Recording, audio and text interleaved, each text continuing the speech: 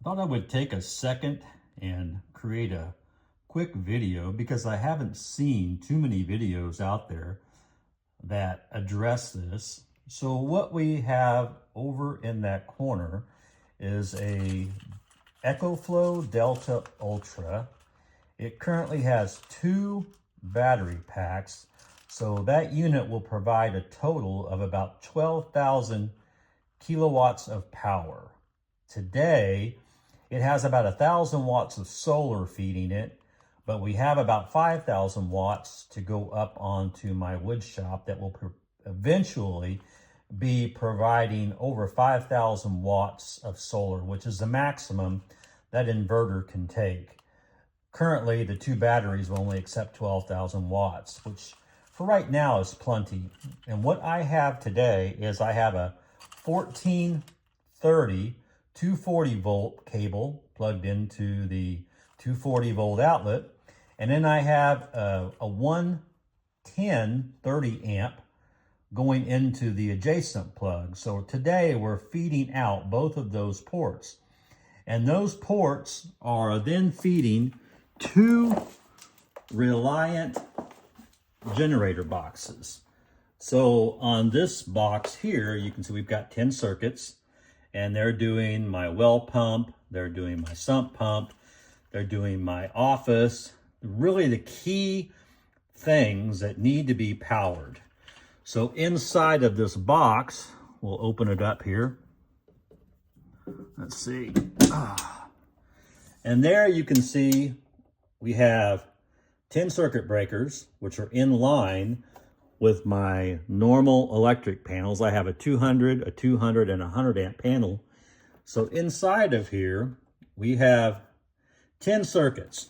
And these were the initial key circuits. So right now, these are running on grid power, with the exception of this one, which is up in the off-grid selection. So right now, this circuit is now running off of that battery pack.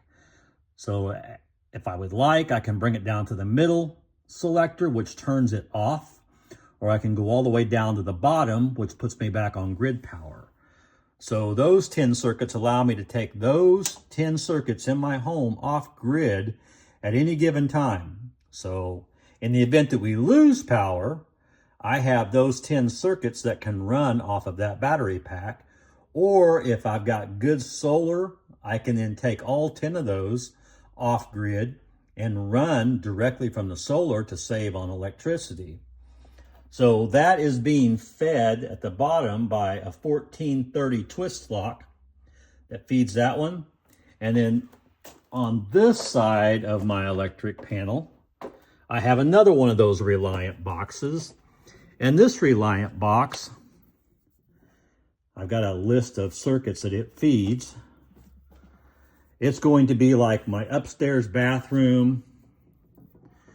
Let's see, it's going to be my kitchen, my refrigerator, all of those circuits in the kitchen that we would need in order to live in this house with no power. And if we open that box, you'll see the same thing that the other one had. It has the 10 circuits that either be grid tied or they could be online, whichever the case may be. These 2 are just tied together. They don't need to be, but they are, and the same is true here.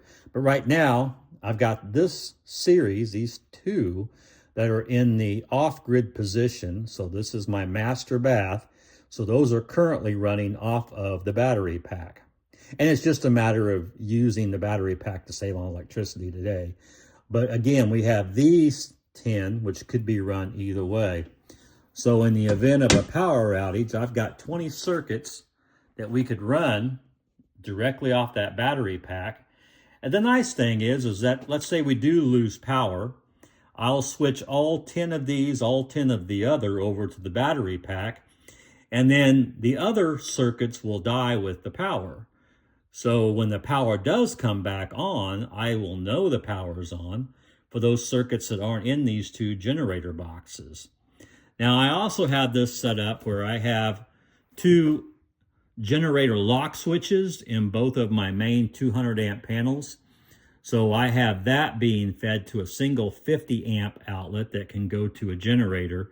And in the event of a complete outage for long term, longer than that battery pack could support, I could then plug the house into a generator and run the entire house. As long as I could get gas or propane, I could run the house indefinitely.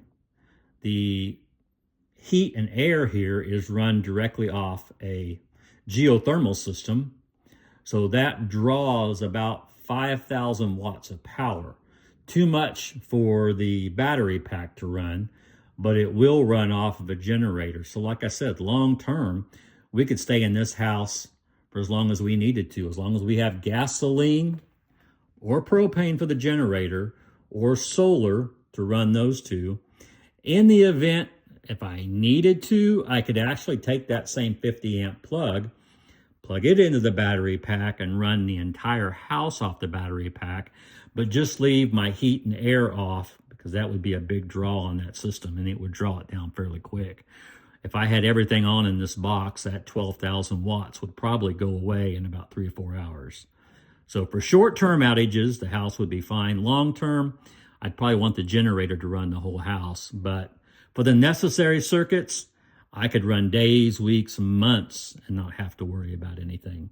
So these Reliant boxes will hold 10 circuits each, and a simple twist lock 30 amp is all it takes to feed those. Hopefully this is beneficial, and hopefully you've learned something. I appreciate it. Thank you.